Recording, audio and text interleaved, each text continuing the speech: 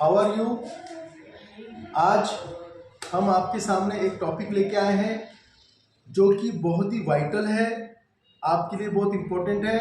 ऐसी कोई क्लास नहीं है जिसमें अनसिंक पैसेज न पूछा जाए, और ये बहुत स्कोरिंग भी होता है और बहुत कंफ्यूजिंग भी होता है। अगर देखा जाए इसको प्रॉपरली अगर हम समझे हैं तो हम इसमें अच्छा नंबर स्कोर कर सकते हैं, और अगर इसको हमने सीखा नहीं है तो क्या होगा, हम इसको लूज कर जाएंगे।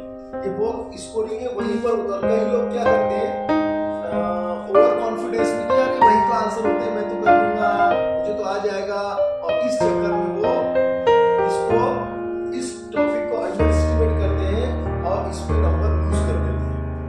अक्सर आप जब इस प्रकार के क्वेश्चन सॉल्व करते हैं तो इसमें आपको कुछ ऑप्शन दिए होंगे, अल्टरनेटिव दिए होंगे, उसमें से सही आंसर तो इसमें कंफ्यूजन होता है। तो इसलिए क्या करते हैं, अगर आपको सबसे पहले इस अनसिंक पैसेज होता क्या है, अनसिंक पैसेज यानी एक ऐसा पैराग्राफ जिसको आपने पहले नहीं देखा है ना, और ये परीक्षा में भी पूछा जाता है ताकि ये चेक किया जाए आपको इंग्लिश लैंग्वेज या किसी भी भाषा में कितना नॉलेज है ना। तो आपको पैसेज दिया रहेगा, उसके नीचे क्वेश्चंस दिए रहते हैं कि नहीं रहते। तो आपको क्या रहेगा, एक पैसेज को सही तरीका क्या है कि पहले उस पैसेज को एक बार पढ़ा जाए, उसको एक बार में समझ में नहीं आया तो दूसरी बार पढ़ा जाए, और ये फाइंड आउट किया जाए कि ये पैसेज किस बारे में, इसका टॉपिक क्या है पैसेज का, और क्या क्या जानकारी इसमें दी गई है। अब क्वेश्चंस में आप पढ़ेंगे कि क्वेश्चन क्या पूछ रहा है, इसमें से कौन सी जानकारी ये क्वेश्चन जानना चाहता है। तो आइए सबसे पहले क्वेश्चंस को समझते हैं। ये कुछ बेसिक्स क्वेश्चंस होते हैं, ये क्वेश्चन वर्ड्स है जिनसे क्वेश्चन बनते हैं, राइट। तो आपको व्हाट यानी व्हाट से क्वेश्चन आया तो बोलते क्या, उसमें पूछा है what is your name, simply तो आपको नाम बताना है। What is the name of the place, उस जगह का नाम क्या है। तो क्या यानी यहाँ पर आपको उस ऑब्जेक्ट का नाम देना है, उस वस्तु का नाम देना है, वस्तु का, ठीक है, व्यक्ति का नाम देना है। फिर यहाँ पर पूछता है व्हेन, व्हेन यानी कब। तो कब में वो व्यक्ति नहीं जानना चाह रहा, वो जा रहा है कब हुआ। जैसे एक सेंटेंस सपोज लिखा है कि Ram went Chhindwara yesterday, Ram went Chhindwara yesterday, ऐसा आपके पैसेज में है। तो क्वेश्चन क्या बनेगा, when did Ram go Chhindwara. When यानी कब, तो वहां पर कब गया, छिंदवाड़ा कब गया। तो अगर आपको मालूम है कि यस्टरडे समय बताता है, तो यस्टरडे क्या हो गया, समय बता रहा है, तो आंसर होगा राम वेंट छिंदवाड़ा यस्टरडे। समझ में आ रहा है आपको, जो पूछा है वो देना है। जनरली बच्चे कंफ्यूज होते हैं, क्वेश्चन की लाइन और आंसर की लाइन मिलाते हैं और उसको लिख देते हैं, कई बार ये घातक भी होता है, गलत भी होता है। अब यहाँ पर जैसे वेयर यानी स्थान, यही क्वेश्चन इस तरीके से पूछा जाता है कि where did Ram go yesterday, where did Ram go yesterday यानी राम कल कहाँ गया था। तो आंसर इसी लाइन में है कि राम वेंट छिंदवाड़ा यस्टरडे। तो यहाँ आंसर वाला वर्ड कौन सा था, Chhindwara. Are you getting my point? Okay, then question comes who यानी कौन, हु वेंट छिंदवाड़ा यस्टरडे। उसी सेंटेंस में मैं क्वेश्चन बना के बता रहा हूं, एक ही सेंटेंस पकड़ के चल रहे हैं हम लोग। तो आप बोलेंगे राम वेंट छिंदवाड़ा यस्टरडे। फिर विच, आपको वहां पर लिखा है कि एक सेंटेंस है जिसमें विच यानी कौन सा, अनेक में से कौन सा।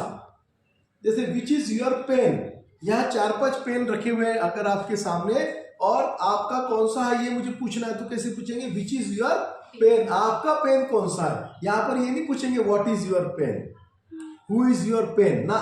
सही क्वेश्चन वर्ड का सिलेक्शन होता है तब वो बनता है। हाउ मेनी यानी कि कितने, काउंटेबल यानी गिनने वाली चीजें। अगर पैसेज में लिखा है there were 5 students in the class, there were 5 students in the class, तो क्वेश्चन बनेगा how many students were in the class. तो क्लास में कितने छात्र थे, तो क्लास में 5 छात्र थे, उसका आंसर बनेगा there were 5 students in the class. आप दूसरी लाइन उठा के वहां लिख देंगे तो आपका आंसर क्या हो जाएगा, गलत हो जाएगा। हाउ मच में क्या पूछा जाता है, अनकाउंटेबल चीजें जिनको काउंट नहीं कर सकते, वाटर, लिक्विड, जितना भी लिक्विड फॉर्म है, जितना भी जिनको वेट में लिखा जाता है ना। तो अगर आपसे पूछ रहा है कि how much water was there in the glass, उस ग्लास में कितना पानी था, और आप वहां लिख रहे हैं कि there were 5 student in the class, तो आपका आंसर क्या हो जाएगा? गलत हो जाएगा। तो आप लिखेंगे there was a little water in the glass, उस ग्लास में थोड़ा सा पानी था। सिमिलरली हुज यानी किसका, हुज यानी किसका, तो राम, उसमें कुछ भी एक सेंटेंस हो सकता है कि Ram had a pet dog, Ram के पास पेट डॉग था। तो हुज, या आप इस सेंटेंस को इस तरीके से बना सकते कि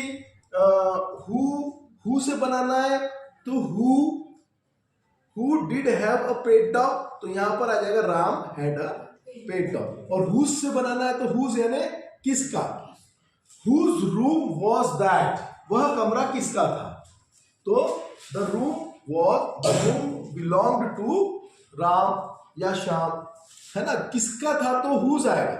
और किसको, whom did Mohan meet, Mohan किससे मिला था, Mohan met Shankar in the park, मतलब मोहन किससे मिला था, शंकर से मिला था, किसको मिला था, ये हो गए। तो ये कुछ ऐसे क्वेश्चन है जो प्राइमरी स्तर के होते हैं।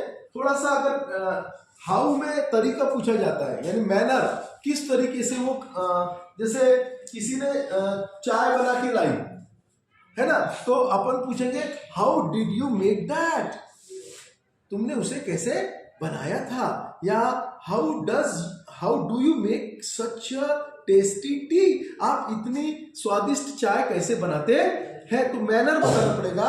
आई make tea by using good quality of tea as well as I add ginger to the tea. I boil tea for a while so that the tea leaf get boiled.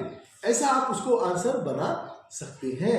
एक होता है why, why यानी कारण, कैसे वो काम हुआ, why did you do that, आपने वो क्यों किया, या why do you come school late daily, तुम स्कूल रोज लेट क्यों आते हो, कारण पूछ रहा है। और आप कोई और लाइन लिख रहे हो तो जस्टिफाई नहीं होता, आपको कहना है I come late daily because I live at a distance of 10 kilometre from school, I come on my foot, मैं चलकर आती हूँ इसलिए मुझे टाइम हो जाता है। बात समझ में आ रही है आपको? Are you getting my points? So ये सब है। फिर व्हाट मेड, इस प्रकार से हाई लेवल के क्वेश्चंस बनते हैं। What made him to do that, वो ऐसी कौन सी बात थी जिस वजह से उसने ऐसा किया, तो उसने चोरी क्यों की, तो हम बोलेंगे his poverty made him to steal the things, उसकी गरीबी ने उसे चोरी करने के लिए मजबूर किया। तो हालांकि चोरी करना किसी भी हालत में अच्छी बात नहीं है, लेकिन ग्रामेटिकली हम बात कर रहे हैं। तो अगर आप इन क्वेश्चन वर्ड्स पे थोड़ा सा फोकस करेंगे, and last but not least कि practice makes a man perfect. आप किसी भी चीज को जब बार बार करते ना, करत करत अभ्यास के जड़ में तो जान सुजान, रस्सी आवत जावत है सिल पर पड़े निशान। इसको आप अपनी जिंदगी में इस बात को, इस दोहे को आप जरूर याद करिएगा, है ना। तो आई होप आपको ये थोड़ा इस सेशन से आपको ये जानकारी मिल गई होगी कि अनसीन पैसेजेस को कैसे सॉल्व करना है। कुछ क्वेश्चंस के आंसर मैं सभी क्लास के 9, 10, 11, 12, 8 सभी क्लास के बच्चों को, बोर्ड के लिए अपील होने वाले बच्चों को ये कहना चाहता हूँ कि आप प्रैक्टिस करिए। प्रैक्टिस करेंगे तो आपका ब्रेन उस फॉर्मेट में फिट होता है। कभी कभी क्वेश्चन के आंसर इजीली दिख जाते हैं, कभी कभी बिटवीन द लाइंस होते हैं, मतलब उसका सेंस निकाल के उसमें से ढूंढना होता है। कभी कभी क्वेश्चन इतना क्लियर नहीं होता, आपके पास चारों आंसर होते हैं लेकिन क्वेश्चन इतना क्लियर नहीं होता कि आप क्वेश्चन का मीनिंग ही नहीं समझेंगे तो आंसर कहाँ से देंगे। तो ऐसे समय में एग्जाम के लिए आपको क्या करना चाहिए, मैं थोड़ा सा टिप दे रहा हूँ आखिरी में लिए। जो बच्चे आखिरी तक इस वीडियो में रुक गए उनको मैं टिप देना चाह रहा हूँ कि अगर आपको क्वेश्चन समझ में नहीं आ रहा और एग्जाम में नंबर भी लेना है तो आप चारों ऑप्शंस पे गौर करिए।